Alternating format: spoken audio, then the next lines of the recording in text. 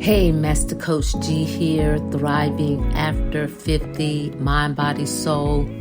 Hey, listen, I am continuing in this series of 6 principles to better health and wellness. And last episode, we talked about mindset, because everything is governed around our mindset. It determines how we think, what we feel, and our belief system. This week, we're talking about habits and how they actually govern our lives as well.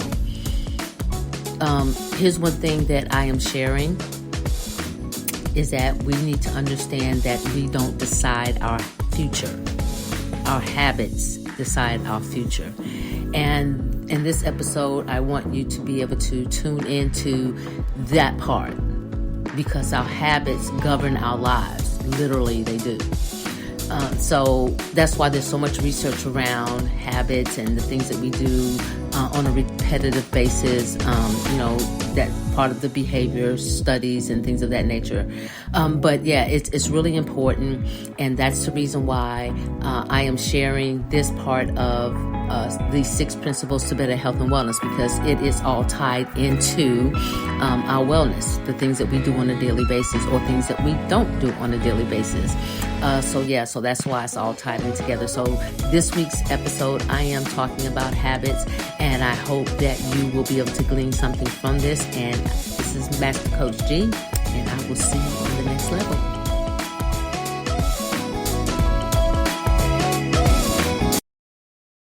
Good day. This is Master Coach G here on Thriving After 50, Mind, Body, Soul. And in this week's episode, we are still continuing to talk about the 6 principles to better health and wellness. And this week, we're going to be talking about habits.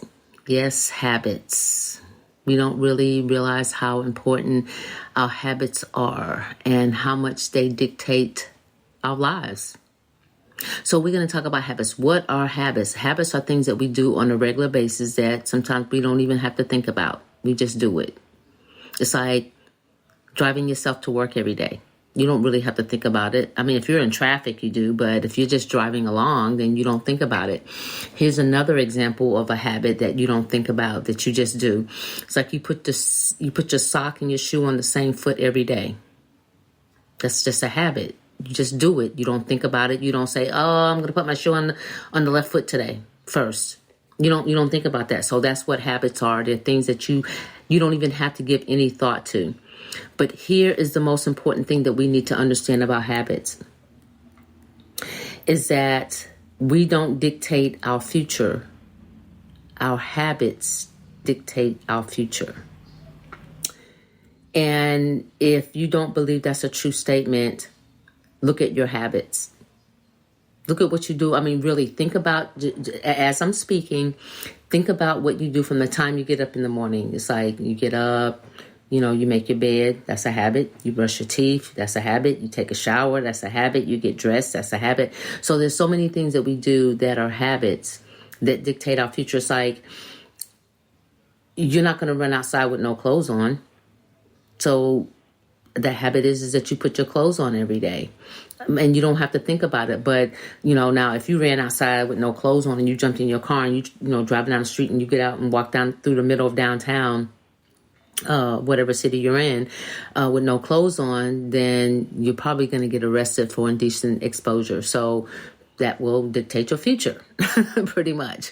Okay, so here's the thing about habits. We have to learn how to manage pretty much ourselves, because that's what our habits are. It's pretty much what we do on a daily basis. And it does govern our lives. Literally, it does.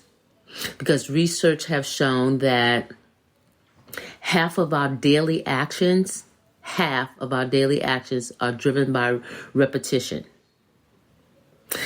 And this is probably why so many scientists and psychologists and psychiatrists study that type of behavior, because there are things that we just do that we're just totally unaware that we do it on a regular basis. Like I said, sleep is another regular habit. Exercise for some people is a regular habit. Eating healthy for some people is a regular habit. So it just depends on, what type of habits that you have. Some people have a habit of being organized. Everything has to be on schedule. Some people are just very mindful of the things that they do.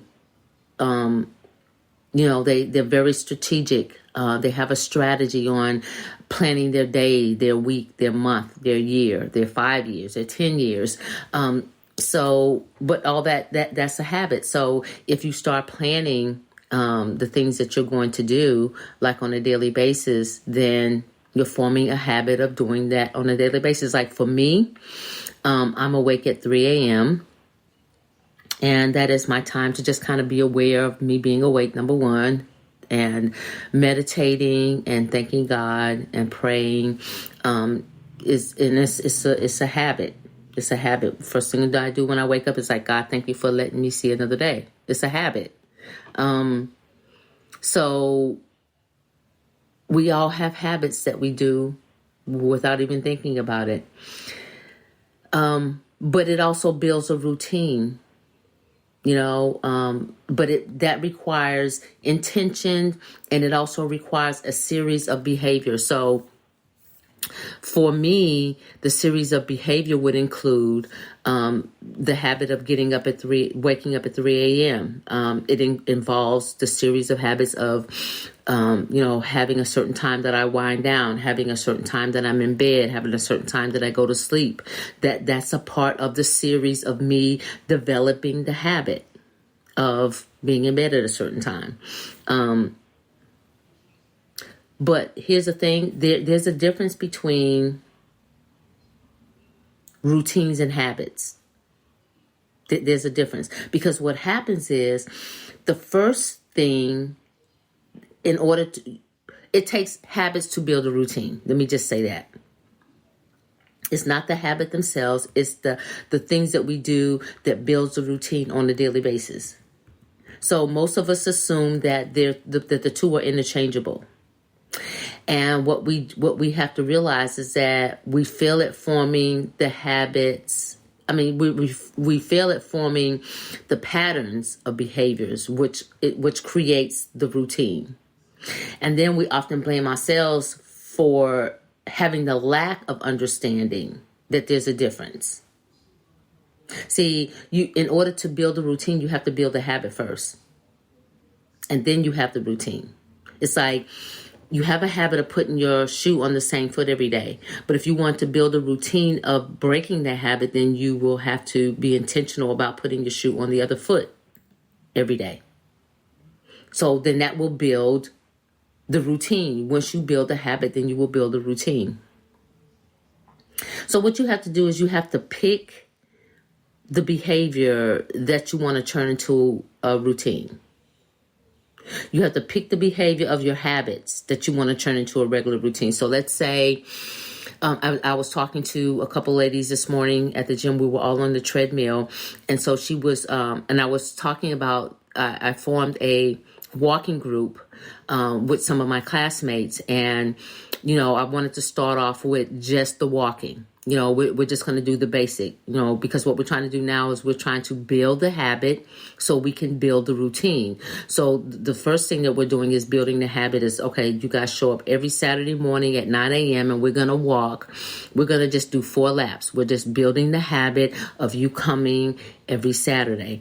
But once we get to the routine of it, then at that point, it's not a habit anymore. It's become a routine because I don't even have to remind you that we're going to meet at the park on Saturday morning.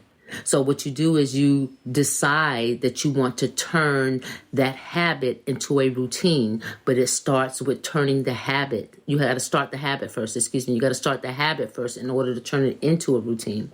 So that's why you have to decide. You pick the behavior that you want to turn into a routine, whatever that habit is. That behavior habit that you have that you want to. So let's say you want to stop eating chips. So you have to take that habit And you have to do something different with it in order to turn it into a routine. So you could say, well, I'm not going to go down the chip aisle. Well, you could say that, but what you could probably do that would be more effective is say, I'm going to choose another snack versus chips, and then you develop the habit because now you're choosing something else versus trying to just stop it or eliminate it altogether. So you choose the habit that you want to turn into a routine, so that if you want to stop eating chips and you want to start eating granola bars, let's say, so then you just get into a habit of buying granola bars. And then once you get into the habit of buying granola bars, then you'll have a routine where you just eat granola bars. You don't eat chips anymore. So you see how that kind of works? And even if you wanted to, let's say drink more water, you have to develop the habit so that you can have the routine. And that requires patience and self-discipline. Oh, and let's not forget commitment. You definitely have to have those three things. You definitely got to have the patience, you got to have self-discipline, and you got to be committed to it. I mean, that's the only way it's gonna work. And all three of those things require being intentional. You got to be intentional. You cannot do it without being intentional. You got to be intentional about being committed. You got to be intentional about the self-discipline, and you got to be intentional about having the patience, because you're building something. It's just like, have you ever seen anybody build a house in 24 hours? I mean, if they do, they can put up a tent in 24 hours, but they can't build a house in 24 hours. So therefore, it takes time. It takes time to build a new habit. Okay, so here's what I want to talk about next is, what does it really take to build a new habit? Well, identifying your habits is the first thing. The first step in changing your behavior is to create the awareness, which goes back to the 3 A's that we talked about in the beginning: the awareness, the accountability, and the adjustments. Being aware of what it is of your habits, of things that you do on a regular basis. Look at your patterns. Look at your behavior patterns. Look at what triggers your unhealthy habits that you want to change. The next thing you want to do is you want to make a plan, and make a plan that includes small, reasonable goals. Don't get outraged and say, I'm not going to eat chocolate for a week. If you eat chocolate every day, saying you're not going to eat chocolate for a week, that might not be, that might not be reasonable. So you can say, well, instead of eating chocolate 5 days a week, I'm going to eat chocolate 3 days. Now that's small, but it's reasonable. Okay, so, and that's how you're going to be able to move forward. You got to take action with small, reasonable goals so that you can move forward. Because what you have to consider is you have to think about what you'll need, what's needed in order for you to be successful. So then you have to create things around you that's going to support that goal. Okay, so let's say you want to stop eating chips, so you have to stop buying chips. You buy more granola bars. So you have to be able to find what's needed, and what's needed is not to buy chips, is to buy more granola bars. You have to find out what's needed in order for you to be able to achieve that goal. Remove the temptation. Okay, and you have to stay on track. You got to be able to identify the negative things that keep you going in the direction of being unproductive in the area that you want to be productive in. Okay, so that's why you have to have the small, reasonable goals so that you can stay on track, and that's going to be really important. Here's the other thing: think about the future. It's just like I think I talked about in the last episode. It's a journey. It's not a sprint. You know what I'm saying? It's a journey. It's like running a marathon. You're not going to run it in 5 minutes. You're not going to be done in 10 minutes. You're not going to be done in 10 days. You know what I'm saying? This is a journey. So think about your future and learn how to postpone immediate gratification. And what I mean by that is cravings. Yes, we all pretty much have them. I remember one night I even had to make a statement about it the next day. It's like I was laying in bed and I had this it was right before my bedtime, and I had this serious craving for a Baby Ruth. I mean, I wanted a Baby Ruth so bad. I mean, it's like I could taste it. But in order for me to have that Baby Ruth, that meant I would have had to get up out my bed, get dressed, get in my car, and drive to the store. And that wasn't happening. So that instant gratification, don't give into it. Don't give into it. Think about, because what I thought about is like, okay, well, I could eat this at 7:00 at night, but then, that means I'm going to have to do a little bit extra in the gym because, thinking about the journey, in the long run, eating that Baby Ruth really wouldn't have been beneficial for me. The next thing is being patient. Be patient with yourself. We have to learn how to be patient. We're not patient with ourselves. The weight didn't come on overnight, or you didn't develop the bad habit overnight. Whatever it is, it didn't happen overnight. So it's going to take time to reverse that. So we have to be patient, and it's okay. And we have to be able to trust the process of change. So be patient with yourself in order for this to, for the habit to develop into a routine. Because the amount of time that it took for you to get there is, and I'm not saying you can't have a quantum leap. I'm not saying that, but you do have to go back to the things of being patient, self-discipline, and the commitment. It goes back to that, So you have to prepare yourself for that. Now, here's one of the things that I definitely want to talk about, because most of the time we don't think about it. We don't talk about it. Let's prepare ourselves for the roadblocks, the what ifs, the things that come up, and I'm not saying you got to focus on that. I'm saying you might want to prepare for the roadblocks. So, for instance, let's say you have to go to this grocery store. Okay. But you're hungry, okay? So a what if is you go down the chip aisle and open up a bag of chips and just start eating them, okay? So preparing for the roadblock is don't go to the grocery store hungry. So you won't open up a bag of chips, okay? So that's kind of preparing for the roadblocks, the what ifs, because you have to practice those kind of things in order to be able to stop that type of behavior. Avoid any type of reoccurrences of things that happens. Just be mindful. Not only be mindful, but be aware. That's the thing. The awareness of it is really what will help you to be able to prepare for the what ifs.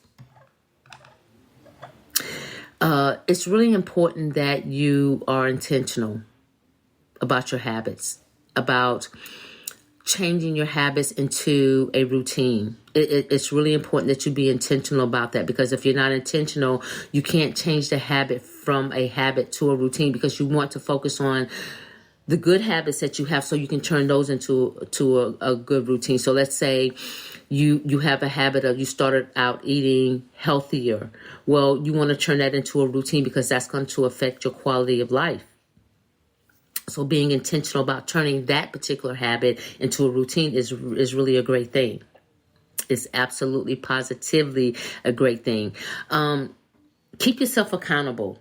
That's one of the things in your habits is being aware of your habits and holding yourself accountable for your habits.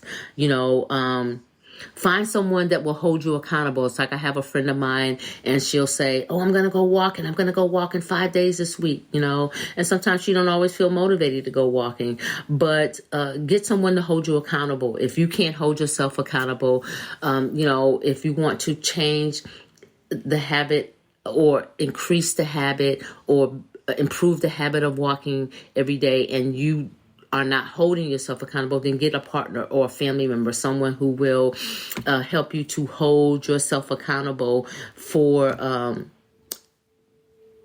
creating better habits and then turning those better habits into routines so that you can improve your quality of life. And again, That's what this podcast is all about, is improving your quality of life.